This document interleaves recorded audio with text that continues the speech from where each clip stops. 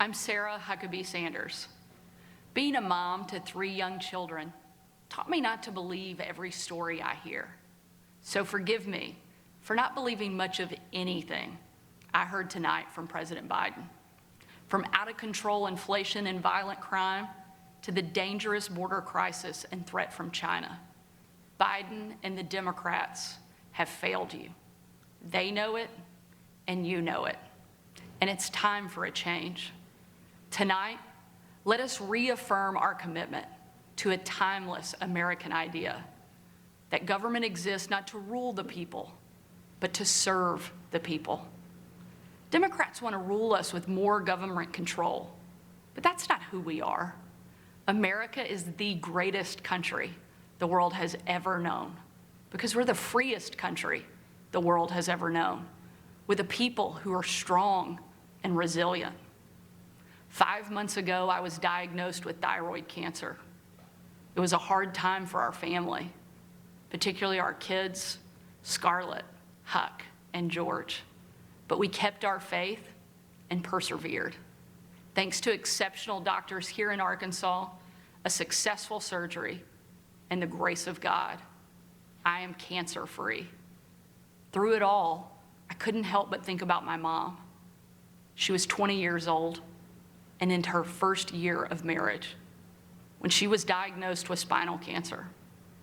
The doctors told her she might not live, and if she did live, they said she'd never walk again. And if she did walk, she'd definitely never have children. The daughter she was told she'd never have was just sworn in as the new governor of Arkansas and is speaking to you tonight. Adversity and fear of the unknown can paralyze us, but faith propels us to charge boldly ahead. We can't stand still in the face of great challenges.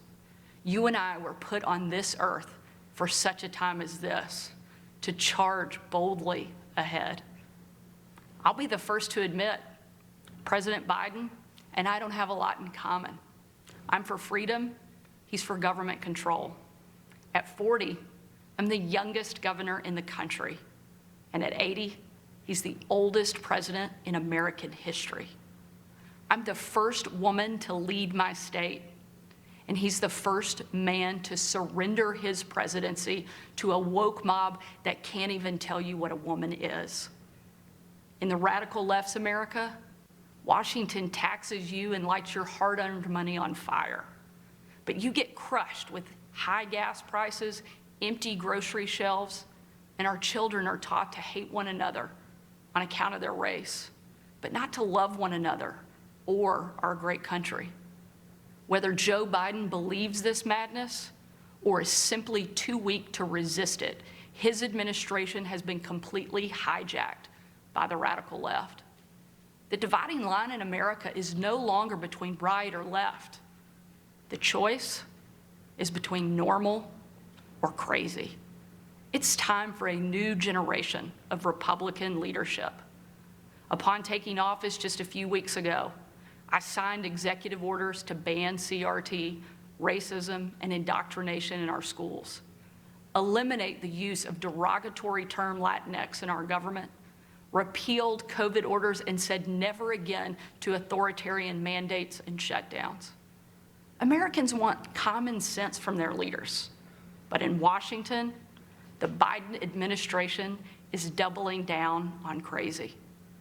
President Biden inherited the fastest economic recovery on record, the most secure border in history, cheap, abundant, homegrown energy, fast rising wages, a rebuilt military, and a world that was stable and at peace.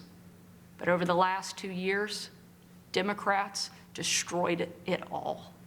Despite Democrats' trillions in reckless spending and mountains of debt, we now have the worst border crisis in American history. As a mom, my heart breaks for every parent who has lost a son or daughter to addiction. 100,000 Americans a year are now killed from drug overdoses, largely from fentanyl pouring across our southern border. Yet the Biden administration refuses to secure the border and save American lives. And after years of Democrat attacks on law enforcement and calls to defund the police, violent criminals roam free, while law-abiding families live in fear. Beyond our border, from Afghanistan to Ukraine, from North Korea to Iran, President Biden's weakness puts our nation and the world at risk. And the president's refusal to stand up to China, our most formidable adversary, is dangerous and unacceptable. President Biden is unwilling to defend our border, defend our skies, and defend our people. He is simply unfit to serve as commander-in-chief. And while you reap the consequences of their failures, the Biden administration seems more interested in woke fantasies than the hard reality Americans face every day. Most Americans simply want to live their lives in freedom and peace. But we are under attack in a left-wing culture war we didn't start and never wanted to fight.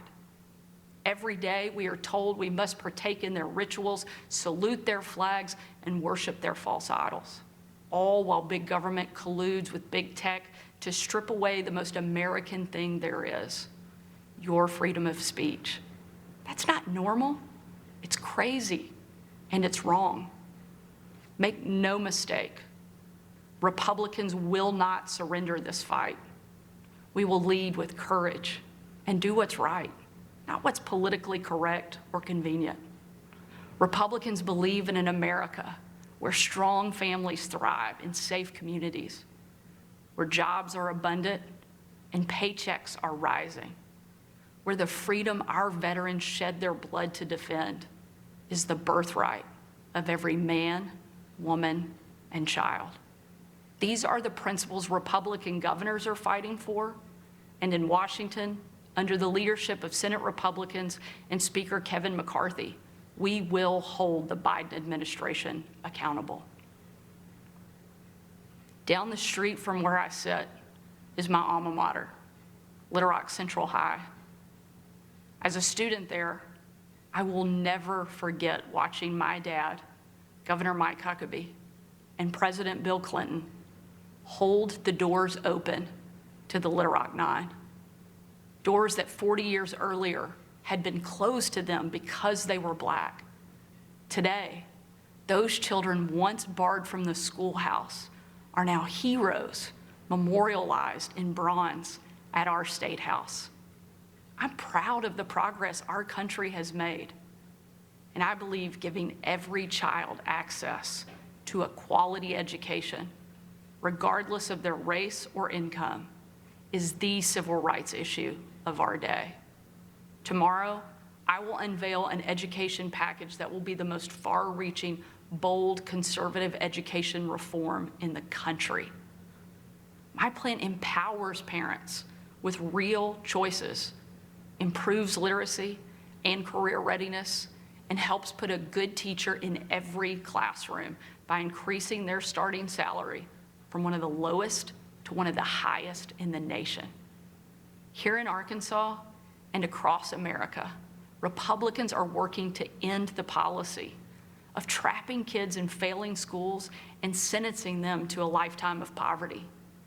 We will educate, not indoctrinate our kids, and put students on a path to success. It's time for a new generation to lead. This is our moment. This is our opportunity. A new generation born in the waning decades of the last century, shaped by economic booms and stock market busts, forged by the triumph of the Cold War and the tragedy of 9/11. A generation brimming with passion and new ideas to solve age-old problems. A generation moored to our deepest values and oldest traditions, yet unafraid to challenge the present order and find a better way forward.